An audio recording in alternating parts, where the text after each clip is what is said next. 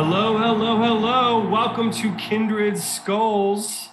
My name is Greg Blake. Very excited to be with you this week.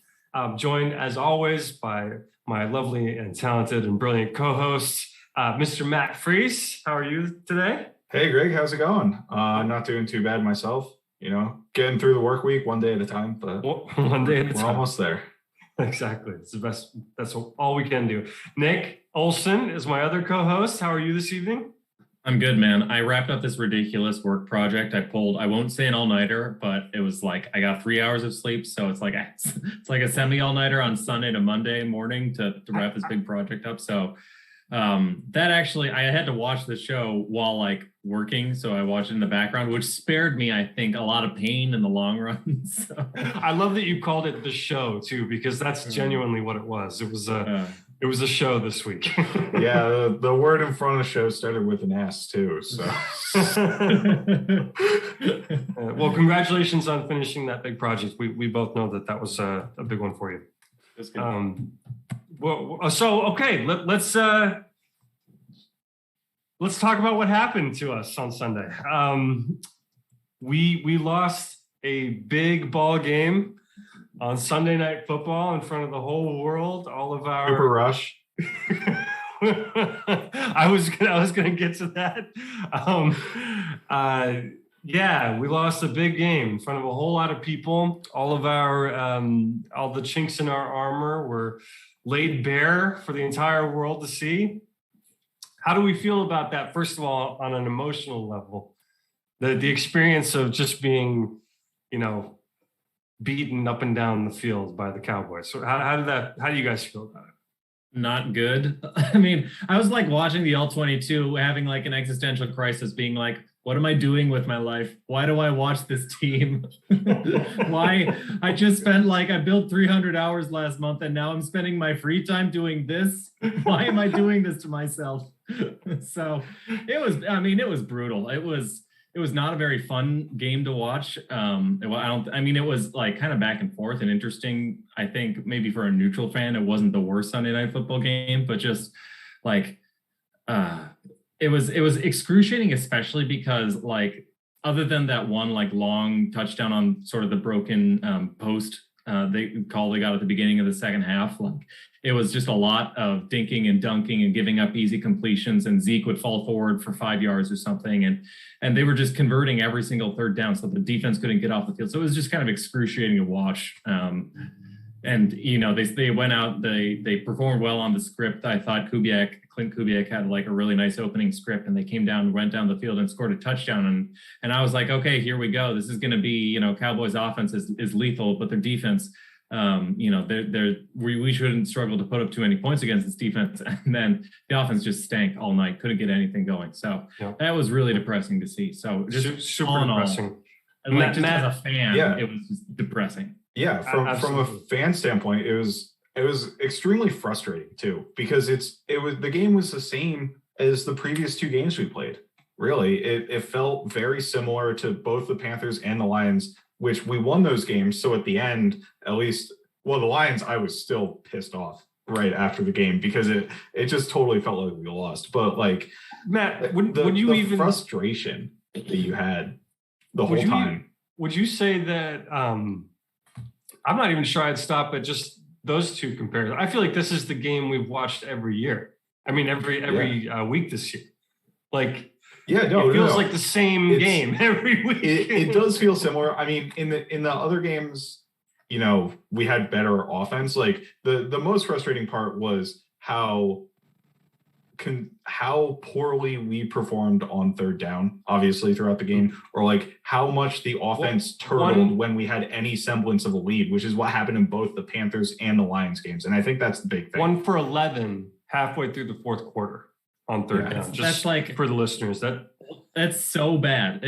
You can't win a game. You can't win a game if you have 10 3 and outs or whatever, which is what that stat is saying. So that's I don't know. It was unbelievable. It was rough. Incredible how every single third down, it just looked like we gave up. I mean, really, I think we threw short of the sticks on all of them except for the Justin Jefferson pass interference that got the one we converted was the one to Conklin, which was literally our first set of downs in the game.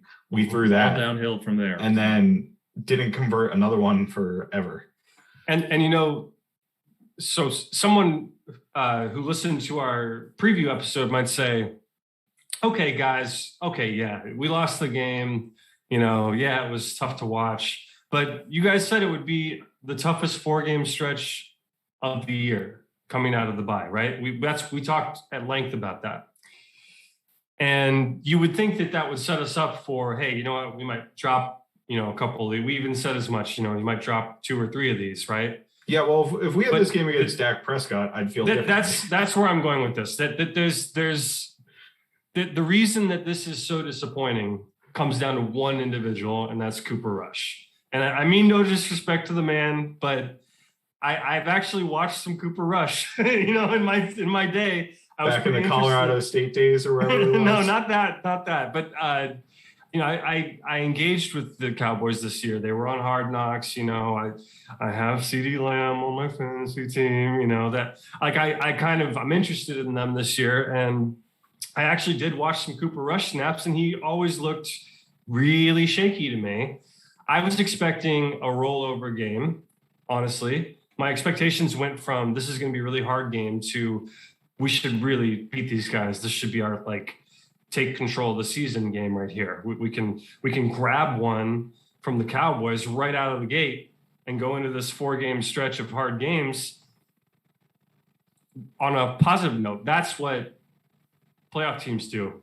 That's what championship teams do. That's what teams that have a future do. And we did the exact opposite. We farted around for 4 quarters and couldn't even squeak away with the win, which we've been squeaking away with wins all year. So here we are. It's a really empty feeling. Do we even want to go into the details of why we lost a little bit? We have some things we want to talk about with the tape, obviously. I think we got to talk about how you fix this, if this is fixable, and if it isn't fixable, what are the pieces you pick up for next year, I think. So, well, okay, before we do that, let's do a little bit of detail on the week, just so that we have even more context for the state of the team, okay? Let's talk a little bit about your general observations of our performance this week. You know, when you're watching the tape. Let's do a little tape talk. I'm sorry, that was a terrible intro for it. I'm just too sad. Tape talk. Tape talk. Let's do it. So real quick on the defensive side, I think the Cowboys had a pretty good game plan going in. So they started out with very heavy personnel and running the ball. They used offensive linemen as fullbacks. They did kind of a full house. I think they call it a Hulk package, where they ended up with 7 offensive linemen in the game. And they were trying to run the ball down our throats. Now, they ended up only averaging like 3.5 yards per attempt, or very poor yards per attempt number. And their longest run of the game was 8 yards, literally. So we did a very good job stopping the run. But I think that's because we adjusted to single high and kind of stacked the box to stop the run. And what that allowed them to do in the pass game was literally any time they had CeeDee Lamb or Amari Cooper one-on-one with either of our corners, they liked that matchup, and they just went to curls. They went to all sorts of stuff, and Dantzler and Breland got beat like every single time. It was really rough. It was incredibly frustrating. Like they didn't win a rep. Like your outside, if your outside corners can't win one-on-one reps, I don't know how you can play football. I don't know how you can play defense, and that's what it was. Really, that's why we got beat on offense. Obviously, the long touchdown was 989, and Mackenzie Alexander got beat too on that one. He got cooked. Yeah, and that one was he? Do you think he was expecting safety help or something? Because no, that was cover 2, and they have to get the outside. He just got cooked. I think he was expecting a shorter throw because it was 3rd down, and he kind of tried to jam Wilson at the sticks, and he just ran past him, and it was a touchdown. So I think that was a good call to subvert the expectations of like some sort of route that breaks at the sticks or something. But you can't get beat deep like that, even if you're the slot corner. That's on him. Talk to me about the offense a little bit, guys. You know, we had a lot of empty drives. What were you noticing as a whole happening with the offense that was causing this in your eyes? I think it was a few things. I think we're continuing to see an overemphasis on the quick game and on hitch routes and quick wide receiver screens and running back screens. Obviously, Cousins' average depth of target in this game was like 3 or 4 yards, something like at the very, very end, low end of the spectrum. They had a couple shot plays drawn up, but they were all boots, and they got maybe 1 or 2 early. But then after that, teams have really figured out the boot across the NFL. Like, I think everybody in the NFL has gotten the memo that, like, okay, everybody's going McVay, Shanahan, wide zone boot game. So, like, we really have to know what we're doing. Linebackers need to robot immediately. People need to know that, you know, they're going to flood these zones. We have to flood our coverage to that side. So really, what does a robot mean?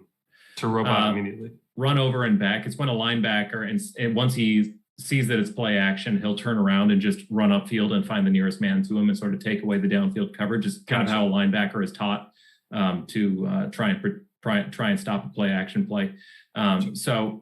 But like, teams now know that boot is coming, and they've really, really drilled it down. So the Cowboys did a great job kind of taking it away. And I think there were a couple times Cousins had shots open that he declined for whatever reason. I'm not really sure why that is the way that it is. But I don't know. They couldn't get anything going, and they couldn't get a bucket on third down. So, anytime you go 1 for 11 on third downs, like, that's like 10 turnovers. So I don't know how you overcome that. So it's just nothing was working. There were some efficient runs and they were a couple run plays where I thought they blocked well.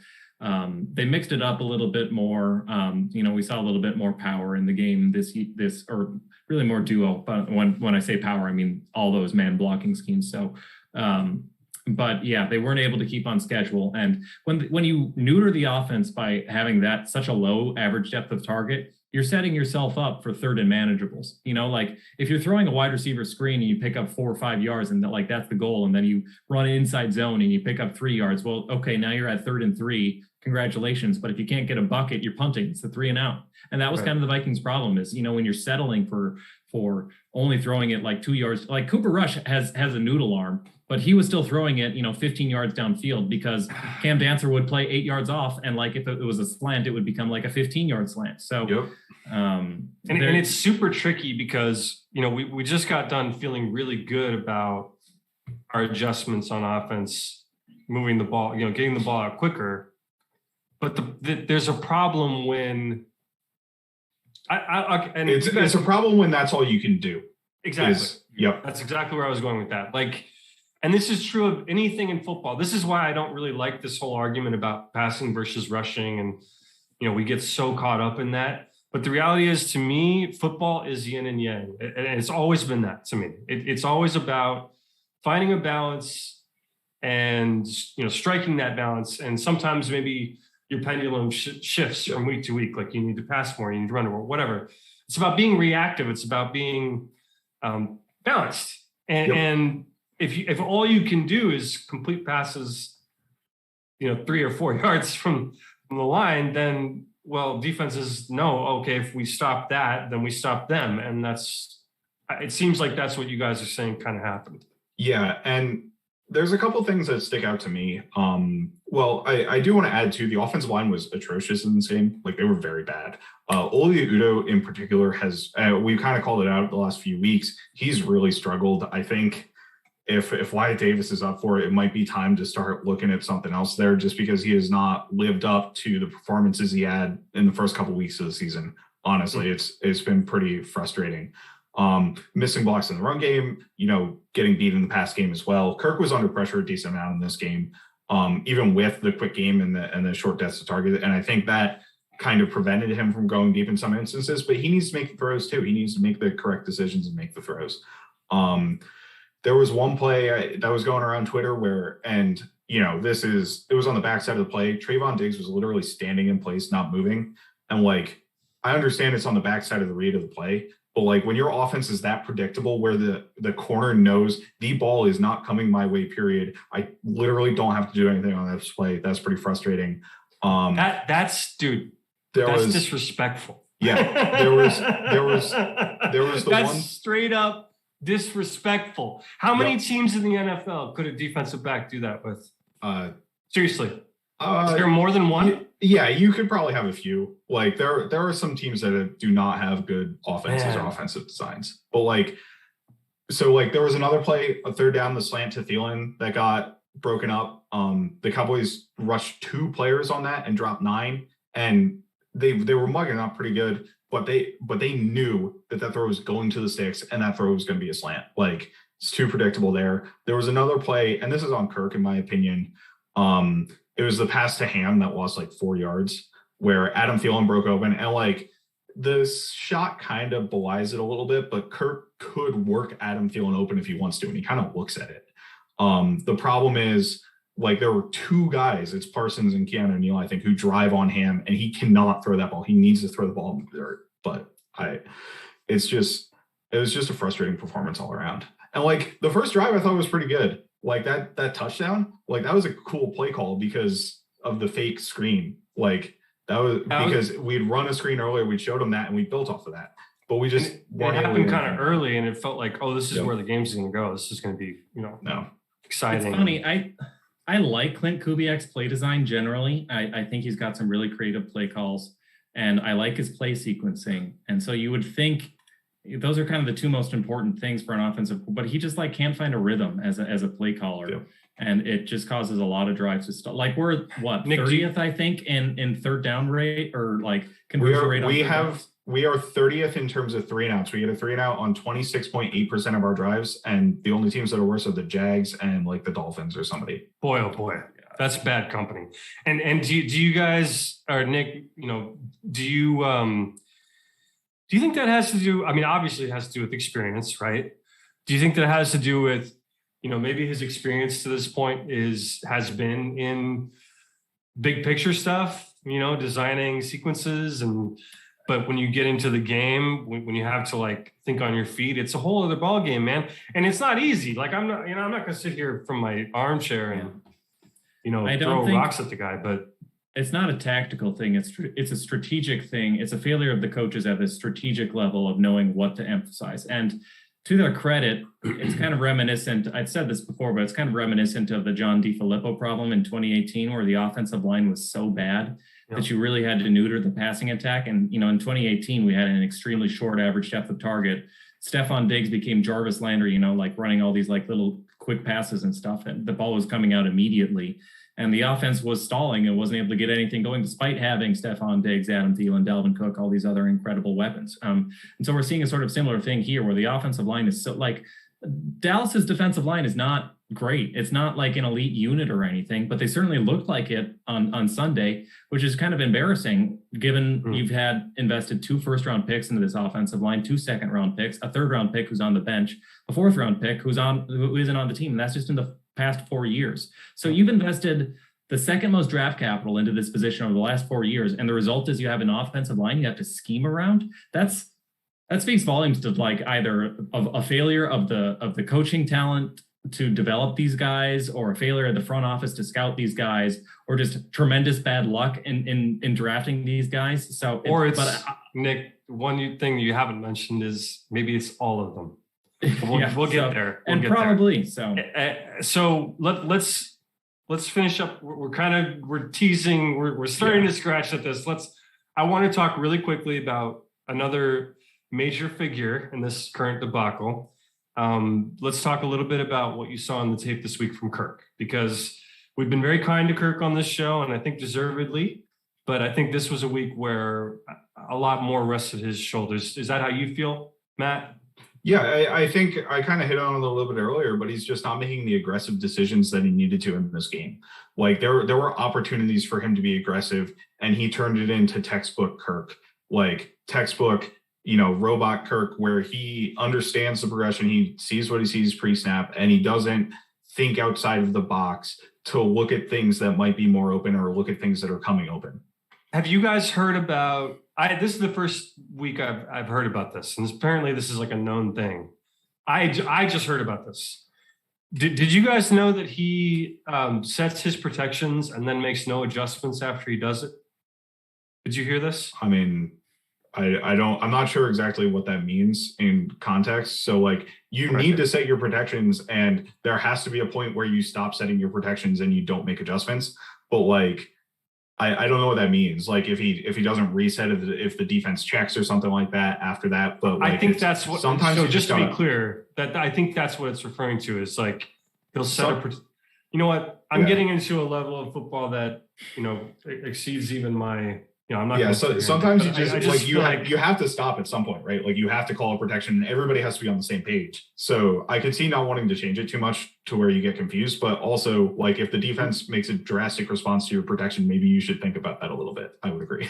Okay, I would think say that's kind of what it is. on Cousins, Thanks for bailing me out there, Matt. This was a bad game from him. I think of a lot of the main fingers you would want to point to for why the Vikings are 3-4, despite having, they were hoping to contend for the division, if not even more than that. I don't think Cousins is a big part of the problem. I think he was on Sunday, but overall, I don't think he is. But I do think this game was a little bit reminiscent of the Browns game, where the Browns came in with this play design that was just sort of like, we'll blitz everybody. And yeah, there might be KJ Osborne streaking downfield wide open and nobody's covering him for 10 yards. But Kirk isn't going to throw that, because as soon as Kirk gets a hint of pressure, he's like, check down. Where's my check down? So where is he? You saw that in this game too, where he was, Kirk, he sidesteps in the pocket. He actually does like a good job managing pressure, but he'll immediately look to CJ Ham or to Dalvin Cook to like just get the ball out as quickly as he can. And that's not wrong. Like, that's kind of what you're taught to do, is if there's a blitz coming, you get the ball to your playmaker and see if they can make a move. But like a lot of times when teams are blitzing, it means Justin Jefferson or Adam Thielen is one-on-one in coverage, and they're often winning those matchups. KJ Osborne too, often winning those matchups wide open downfield. You saw that in this game on the L22. You saw guys getting open downfield, and Cousins just isn't looking at them. And so that's really frustrating when you have this team has too much talent on offense, especially receiving talent on offense, to like be throwing the ball 4 yards downfield on average. So just really frustrating from lots of different factors. I feel like there's a every quarterback is unique, right? But I feel like there are generally there's a few different kinds of quarterbacks. There's quarterbacks who will they work kind of magic within the pocket. They'll feel the way a pocket is going, and they just somehow know how to reset their feet or slip into a little area or buy themselves a little extra time to get the ball downfield. There's quarterbacks who are just athletically superior and just do crazy things and run around and do nutso things athletically to get the ball downfield. And then there's quarterbacks who immediately look for outlet passes, check downs, guys in the flat, Yep. whatever. We have one of those, but the problem is that the other issues around the team, around him, are causing pretty major problems. So that's kind of what we're witnessing, right? Is just Yep. It's just not working. That's the bottom line. It's not working, and we lost. And we lost a huge game. Possibly kind of feels a little franchise altering. I don't know. That's how it feels to me. I feel like a lot of the fan base feels that way. I feel like our coaching staff isn't feeling that way, and maybe should be. Certainly the fan sentiment seemed to shift overnight from let's see where the season goes. Maybe we can still pull it out to fire everyone. So, we just lost to yeah. Cooper Rush on Sunday Night Football. Yeah, It's time that'll for- happen when that happens. Yeah. Yeah. So let's talk about this because that's what we've been sort of wanting to talk about here. Let's do a temperature check. Okay. Let's talk about this franchise. Forget the record. Forget the fact that we're still in playoff contention, which we are. Forget all these other things. Technically speaking, which we'll get into timing of firings and things like that and how that actually relates to it. But let's talk about the Minnesota Vikings, guys. This is our favorite hobby, supposedly.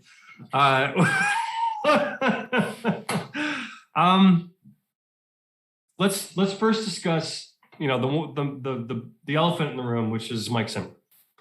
And to preface this, I'm gonna preface this the same way I prefaced Harrison Smith last week, bagging on him. I love Mike Zimmer. I've never loved a head coach more. When I still remember the day we were going to hire Mike Zimmer, how excited I was to get the yelly guy the screamy guy from the Bengals, and he did not disappoint from day one. We have had a glorious run under Mike Zimmer. We've gone to the top of the NFC. We've played in the championship game. We've had a lot of wins. We've had a lot of exciting games. We've had great defenses. We've had great offense. We had a lot of things under Mike Zimmer. It's never been boring. That's for goddamn sure.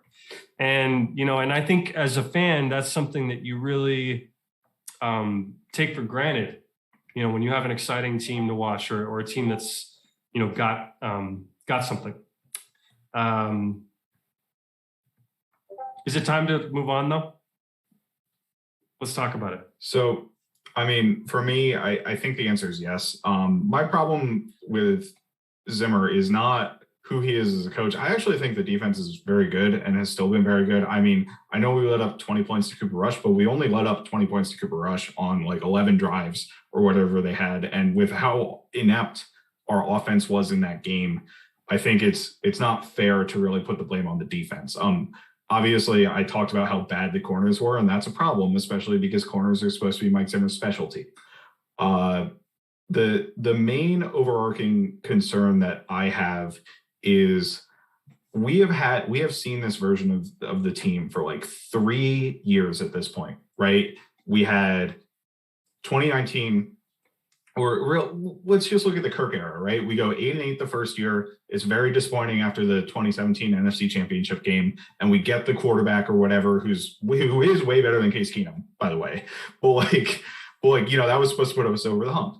2019, we get the playoffs. We're kind of shaky, but we get a very nice win against a very good Saints team, and it helps us out. Then we have the disappointment last year, and we're setting ourselves up for disappointment again this year. So really, my concern is what's the ceiling with this football team, right? And I don't think with the way we currently have ourselves constructed, it's going to be very high. Our cornerback room is all free agents. They're all going to turn over again this year. So we're going to need to get in entirely new blood. And Cameron Dantzler has not developed. Obviously, we had the big miss with Jeff Gladney that I consider out of the team's hands, but that's frustrating, right? You have a lot of high-priced talent, and they're getting old.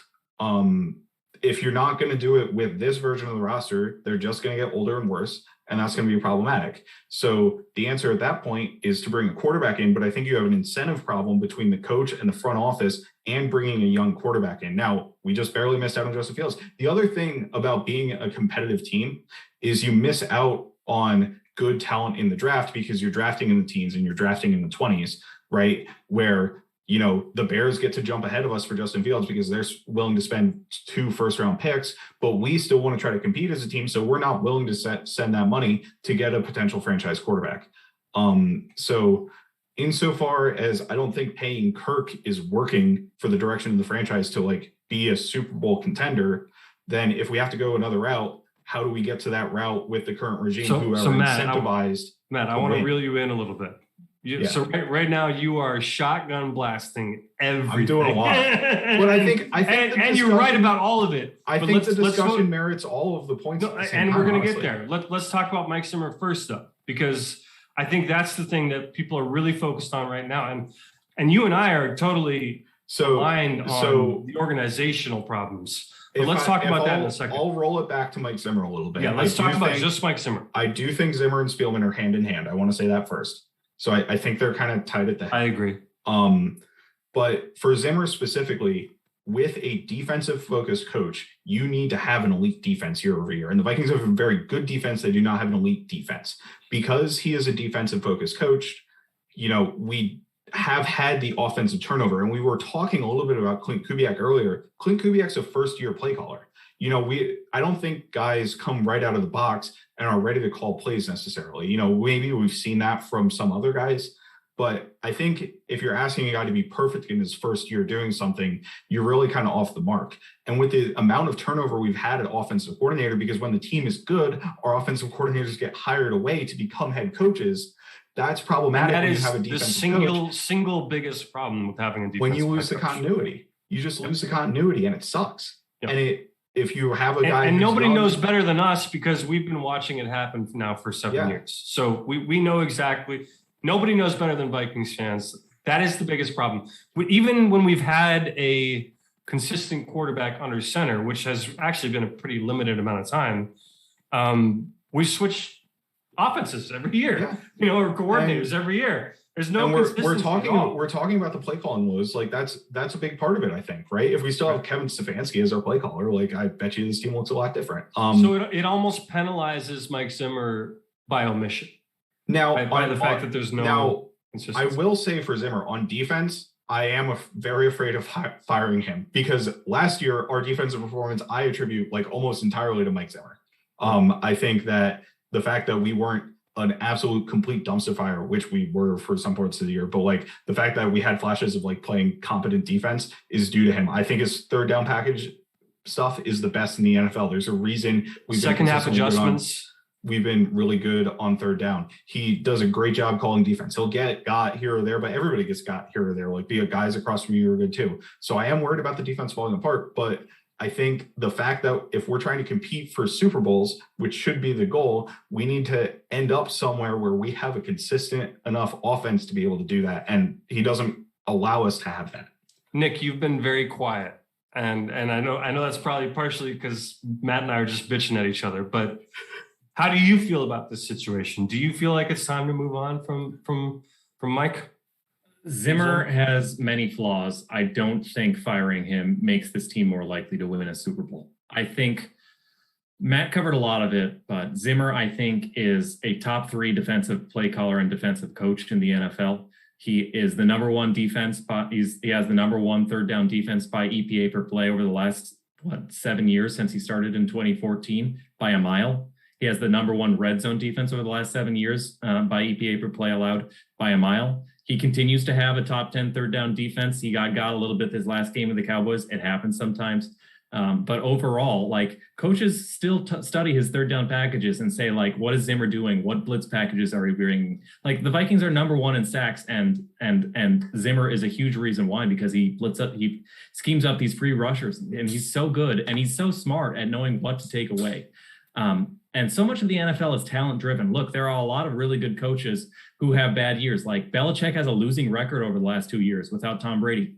Bill Belichick's the best head coach in NFL history, in my opinion. But you take away Tom Brady, and he's got a losing record. I'm not about to fire Bill Belichick. Same thing, like Bruce Arians is, I think, a similar tier of head coach as Mike Zimmer. Got run out of Tampa. But he goes to the Buccaneers, he gets Tom Brady, and he gets one of the best drafting teams over the last 5 years with what Jason Light has done, and they win a Super Bowl. And it's talent drives so much of the equation. And right now, the Vikings just haven't drafted very well over the last 5 years. You just look at, like, other than Justin Jefferson, you look at 2020, Gladney's off the team. Well, Cleveland is struggling. Dantzler is struggling. You go back before that, Bradbury probably not going to get his 5th-year option renewed. Irv Smith, who looked good, but now he's hurt. Madison has had a real down year. Drew Samia off the team. You go back another year. Mike Hughes injured, banged up, but not his fault. O'Neal, that's 1 hit, but we're up to 2 hits over the last 4 years. Jalen Holmes before that. Dalvin Cook is good. Pat Elflein bust. Jaleel Johnson bust. So and it goes on, and you're not even done yet. No, and I haven't even gotten to Laquan Treadwell yet. Right. So you're not going to be competitive. And you're not even done. You're not even done describing all the guys that we've had to let go who are making contributions for other teams. And this is something I ranted about on our live stream. It's impossible to even really encapsulate the mess we've gotten ourselves into because of bringing Kirk in and all the things that has made us have to do as a team. All the deficiencies of Mike Zimmer, along with the strengths, and are the things that it's all a big hodgepodge and it's all a big mess. But there's one thing before we get into that bigger picture.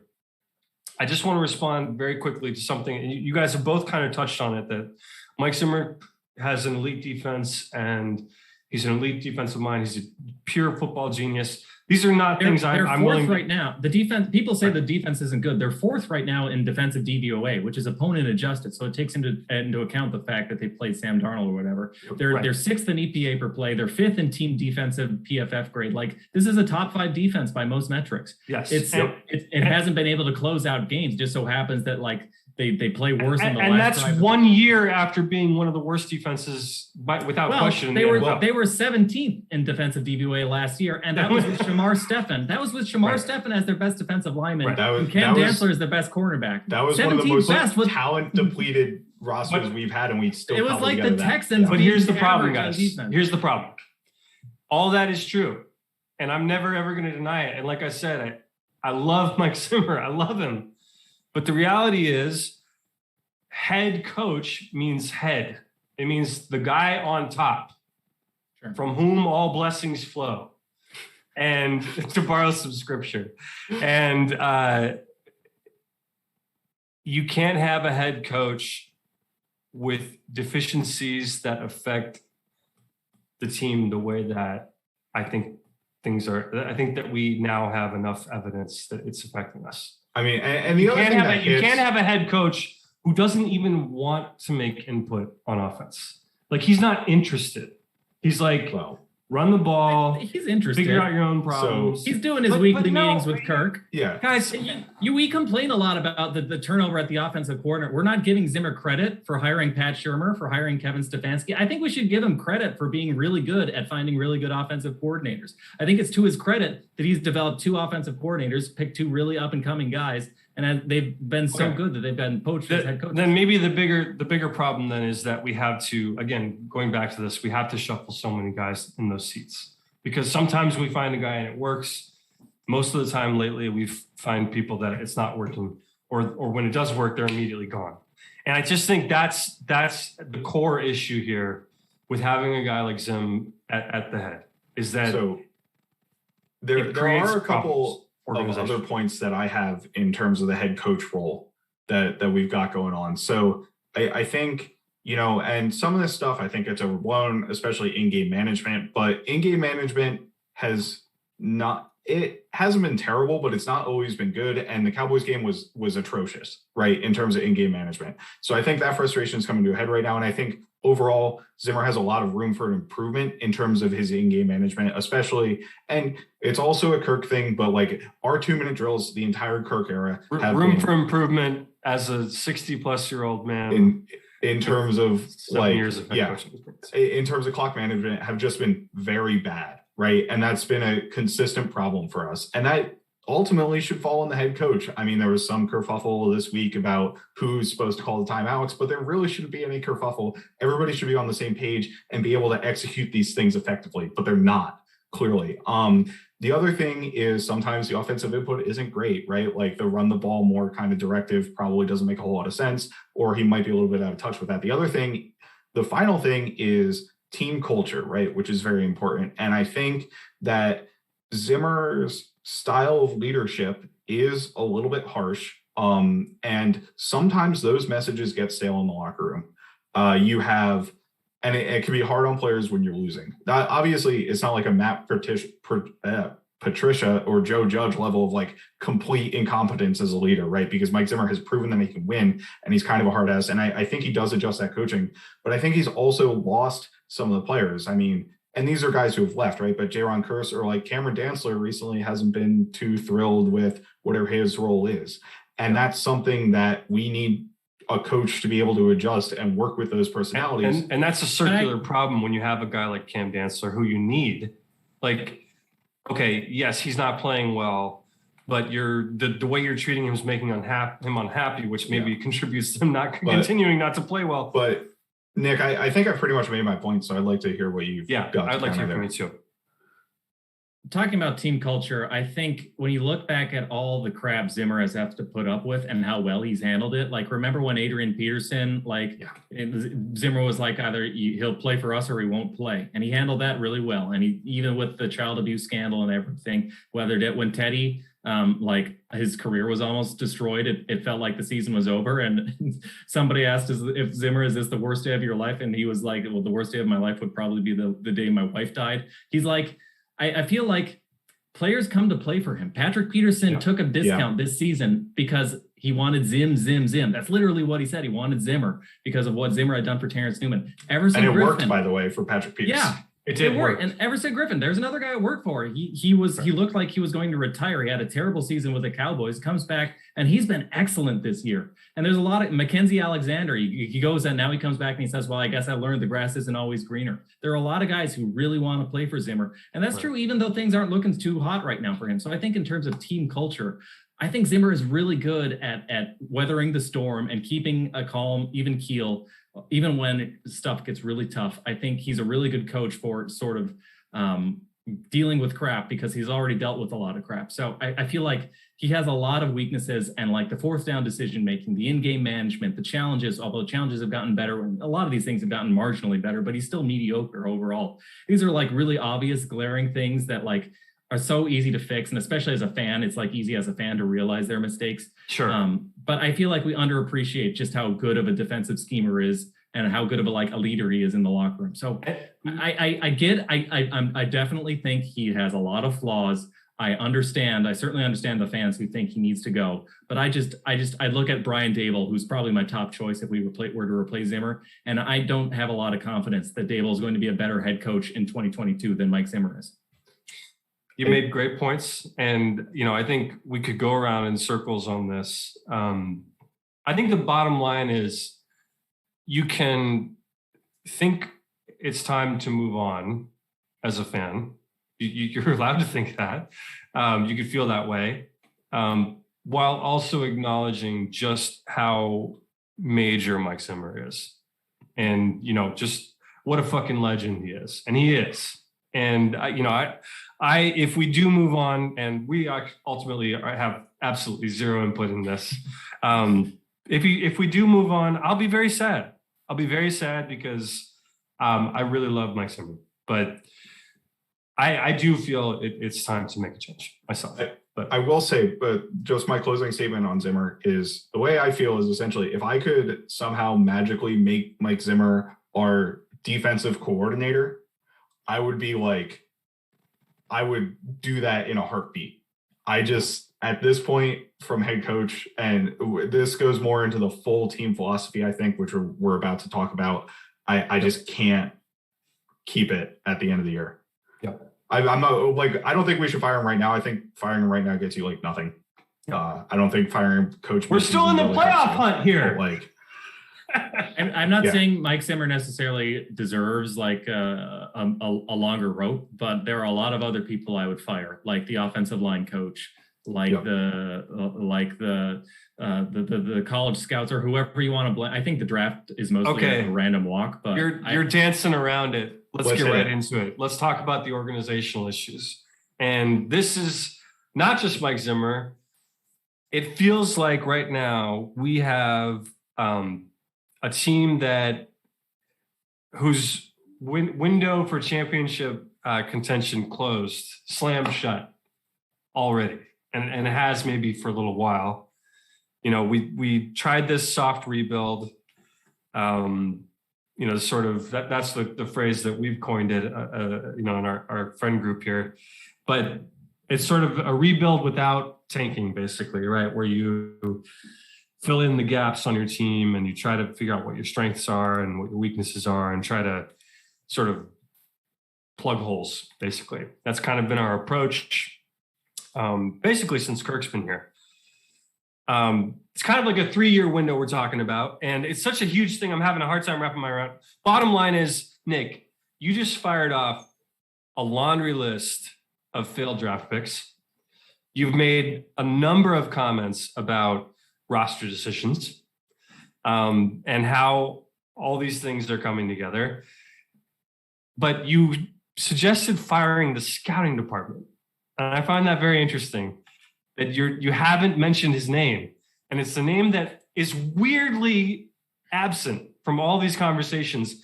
And it's one that, frankly, I feel even stronger about than Mike Zimmer. And his name is Rick Spielman. And I think his time with us needs to come to an end. And it's really hard to face. I think if you look at his draft history, it's like a bottom 10 draft history of the last 5 years, probably bottom 5 even. If you just look at how many busts, between Bradbury, between the two cornerbacks who aren't on the team anymore. But the thing is, some of that, like a lot of that isn't his fault. Like I think if you look at the time of when these guys were drafted, I don't think there were many glaring mistakes. Like maybe Bradbury was overdrafted by a few points, but like the draft is mostly random. The fact that you get Justin Jefferson instead of Laquan Treadwell is mostly just random. Like we're not very good at determining this, and teams. There's no such thing as a consistent good drafter over the long term. Like, it's a market. There's no efficiency. There's no alpha to be gained. Like NFL teams are really good at scouting this stuff. Instead of focusing on, unfortunately, my answer is the Vikings just have crappy luck, and there is no firing. Firing somebody isn't going to fix these problems. I think you get rid of Clint Kubiak, you get rid of the offensive line coach. There's room for improvement there clearly, but firing people isn't going to fix anything, in my opinion. Well, it doesn't fix anything. So I don't think anyone would argue that it fixes anything in the short term. But wait, I want to talk about you focus very much on the big picture there. You kind of blew past the fact that you would describe his draft classes as bottom 5, bottom 10. I mean, look at Laquan. No, I'm saying I agree. I agree with you, but for some reason you don't make the jump from there to he's bad at his job. And that's the part that I'm trying to figure out. Let's talk about one player. Let's talk about one player. Let's talk about Kene Nwangwu, okay? Kene Nwangwu is a fourth round draft pick. And I was texting with a buddy of mine this week, just randomly looking at draft picks that followed Kene Nwangwu, who are making impacts for other teams, okay? And they're all playing at positions that we clearly wanted to look at. And positions where we needed improvement. And I managed to find 4 or 5 of the guys just just looking through a list. He not only reached on Kene, like that guy was on nobody's radar. He probably could have picked him up as a UDFA. Second biggest reach in the draft by the consensus board. Horrible pick. It's not just a bad pick. It's horrible. But he does this tremendous job of piling up all these late round picks, and then he just blows them on guys who make no impact at all on this team. So it's like, what is the point of that strategy? So you're not going to. So real quick, I want to get in here. I think really, and Nick mentioned it. If you look back to 2016, like we have drafted very poorly. If you look at this team in 2017, like if you go back to 2017, our drafts were freaking amazing. We got Harrison Smith, we got Xavier Rhodes, Cordero Patterson was at least okay. We had a draft where we got Eric Kendricks, Danielle Hunter, and Stephon Diggs. Like that's 2015, and we got Trey Williams, who was a starting corner for us, right? Like, so the draft is random, and Rick has shown the ability to make these picks worthwhile. He's shown the ability to do that in the past. It hasn't worked in recent years. Now, at that point, right, it's hard to say, okay, maybe he's lost his touch, or what have we changed in our philosophies? I think I agree with Nick that the draft is mostly random, but at the end of the day, it's hard to stick with somebody who has missed as bad as he has over the last 5 years, or however 5 or 6 drafts or whatever it's been. And not just missing picks, like there are opportunities to make bold moves, and we just haven't made them for years now. I don't know. Drafting Lamar Jackson. I mean, we talked about this, Matt. That's an opportunity to make a bold, franchise-altering move. Just put your nuts on the table and say, you know what? Let's see if we could just do something crazy here. And the Ravens, who we're about to face this week, and we're about to talk about them briefly, you think they made the right choice? And I don't know. I mean, Spielman he traded up for Teddy Bridgewater, to his credit. He traded up for Dalvin Cook. He traded up for Harrison Smith and Cordero Patterson. So, he's willing to make splashes. Where is that aggressive guy? Where is he? Because I haven't seen him. I've been waiting for him, and I haven't seen him for a while, dude. And I'm kind of tired of it. So I do think we've got contributors in the late rounds. I think BC Johnson, who obviously tore his ACL, was kind of a contributor. Oli Udoh, 6th-round pick. He's starting for us. We were talking about how he's not playing well, but he was playing well initially. Tyler Conklin, 5th-round pick, right? Afadio Denabo and Stephen Weatherly, both late-round picks, both contributed as edge, right? We've had those late-round contributors. We do hit on some of the lottery picks. It's not like an amazing impact from these guys, right? But we do hit on them. I think the more interesting question to me, right, rather than debating individual picks, is, and I'm kind of interested to hear what you think on this, Nick, is how do we as a franchise improve to the point where we are a Super Bowl competitive team? Like, what does the path to that look like? It's a good question. I think they need, just look at the roster right now. They need better corner play and they need an offensive line, but they especially need better corner play. The $1 million question is, what do you do with Kirk Cousins? I think he's played well enough to deserve an extension this year, even after this really bad game. It's kind of weird to say that. But on the whole, I think he's played really well. I think we need to let him air it out a little bit more and let him take the training wheels off and see if he's really, you want to earn these $40 million a year contracts. Let's see if you can play like a quarterback who deserves $40 million a year, which means less screens, more 5-step dropbacks. And if you get hit, like that's the price of admission for, 15-yard, 20-yard throws downfield. So I feel like we got to figure out the quarterback position. And then in terms of, I don't really feel, to take a step back, I don't really feel like how do we win a Super Bowl is like the most useful heuristic, because it's so much of it is just luck. I think most decisions just have to be evaluated by a binary. Does this move make us better or not? So that's like when people say we need to fire Mike Zimmer because he has a ceiling and he's never going to like make a Super Bowl. I understand the appeal of that argument, but at the same time, it's not a question of like, does firing Zimmer make us more likely? To me, it's like, are we a better team by replacing Zimmer with Daboll or Bieniemy or whoever? But we're not competing for a Super Bowl. We're not even competing for a playoff spot right now. Technically, we are, but like we don't look like a playoff team. We don't look like we don't look like a team that has any future right now. So much of it is luck, though. Like you go into every season, and under Mike Zimmer, they've had like a 3 to 5 to 10% shot to win the Super Bowl based on like betting. Unlucky giving away 10 points to the Lions in the fourth quarter. That's not unlucky. But that's just football. A bad football team. That's football. Sometimes like the best team in football loses to the worst team in football. Sometimes the 18-0 Patriots lose in the Super Bowl to a 9-8 to a 9-7 Giants team. It's just football's really random. So, okay, let me throw a curveball at Nick. I'm going to throw a curveball at Nick. The soft rebuild. Do you think that was a good idea? Do you think that this has been? I mean, we're in technically, I would call it year 3, maybe year 2 is a better way to call it. We're in year 2, let's say. I reject the rebuild or building or tanking or contending. I just reject that. You just reject it altogether. You're just trying to win games. That's all there is to it. Just try and win games. And if you get into the playoffs, then you never know if you're going to go on a Joe Flacco or an Eli Manning type run, and you see what happens. And I think that's the path forward. I don't think it's fire Kirk Cousins, fire Mike Zimmer, and try and find the next Patrick Mahomes, because one, the next Patrick Mahomes are terrible, and second, like you're going to tear down an entire infrastructure. Like it's a lot easier to go win the 1 seed if you start off with a 9-7 team or a 9-8 team or a frustrating like middle of the pack team than it is to start off from like a 5-11 team and try and go from there. It's doable. You have to have some transcendent picks, but like the difference you get in draft pick or whatever is not enough for me to justify like tanking or whatever. So I think the notion that I think one hard reset, I want the Vikings to be better, and I want every decision to be evaluated up by the rubric of, does this make the team better? I think your path is a very reasoned one. It's one it's taken from a very reasonable place.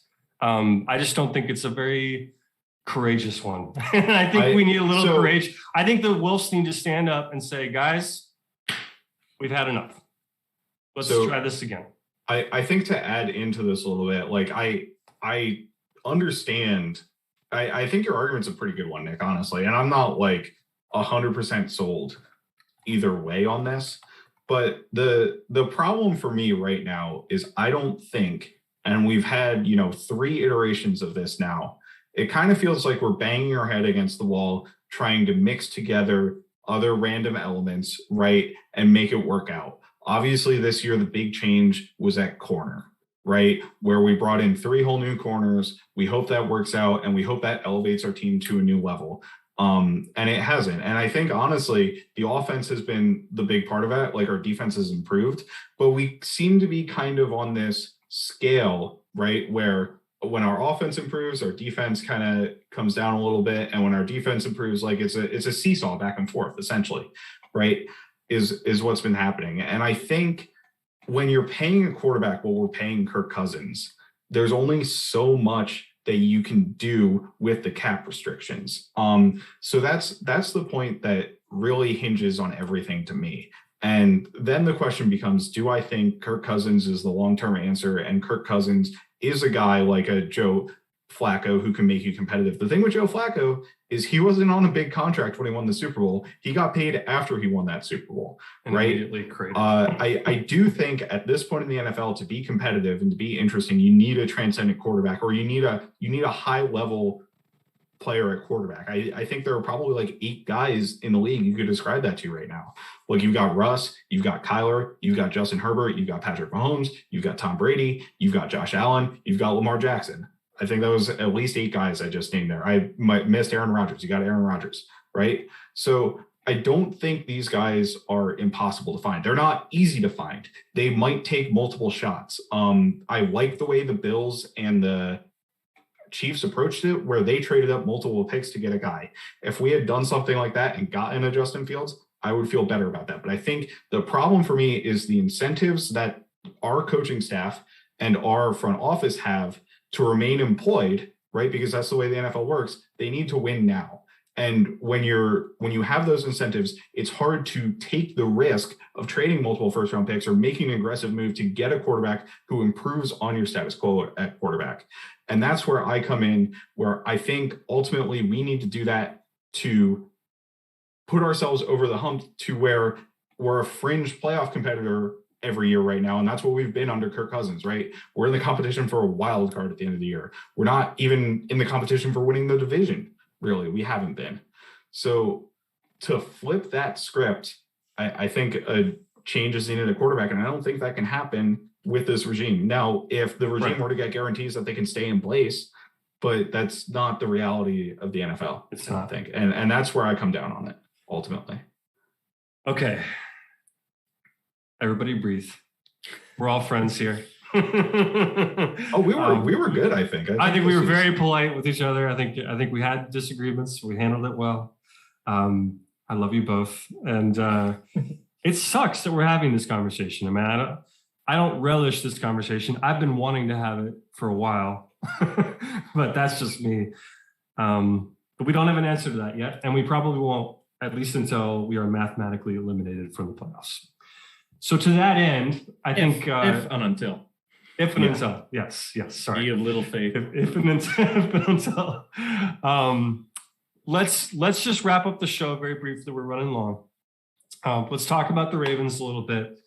Guys, do we feel like we got it out, right? We got the kindred schools perspective on the current one depressing topic to the next, man. Yeah, let's just blow through this, okay? Look, the bottom line is the Ravens, they're coming off a bye. They're at home. They have a top 5 rushing defense and a bottom 5 passing defense, which if it sounds familiar to you, it should. That's very similar to the team we just faced. The biggest difference is we're playing them at home and they're starting Lamar Jackson. You guys have anything you want to say about this game? I mean, I feel like it's a recipe for disaster. But so if we come into the game with the same script we had against the Cowboys on offense, it's going to be an absolute disaster. The Ravens love to blitz, and if we go to conservative when they blitz instead of taking shots, then we're going to be in a lot of trouble. But if we learn from our lesson against the Cowboys and come out and are more aggressive, I think we can beat them. We have the receiver talent on the outside. I mean, I caught some of the Ravens-Bengals game, and it was like, I mean, Jamar Chase is a freak, right? But like, it was a lot of one-on-one wins from their receivers on the outside. They're going to play man coverage. They're going to be aggressive. So if we can not turtle, I think we have a decent shot. Lamar Jackson, I don't know how you stop him. He's too good. You can't stop him.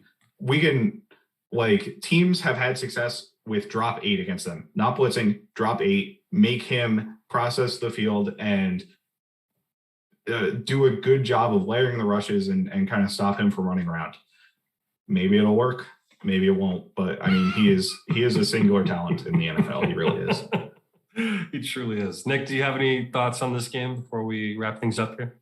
I think the Ravens are a challenging and unique threat, obviously, because of the sort of the power gap, but option-based offense they run with Lamar. I think the Vikings are actually pretty well equipped to stop that kind of offense with how much speed they have, especially if Michael Pierce is back to sort of be able to deal with being the threat of having pullers making you down a gap or whatever at the point of attack, or down, the defensive tackles have played really well. And one of the few bright spots from last week, I think, is James Lynch and Armand Watts are continuing to play really well as backups. So I do think with the way they pull their guys and they do counters and guard tackle counters and they do power, we're equipped to handle that. And I think our linebackers have the speed to not get completely embarrassed by Lamar Jackson in the open field, at least not every time. So what I worry about is Hollywood Brown, who's really come on strong this year, even with the drops, because we've got two slow outside cornerbacks in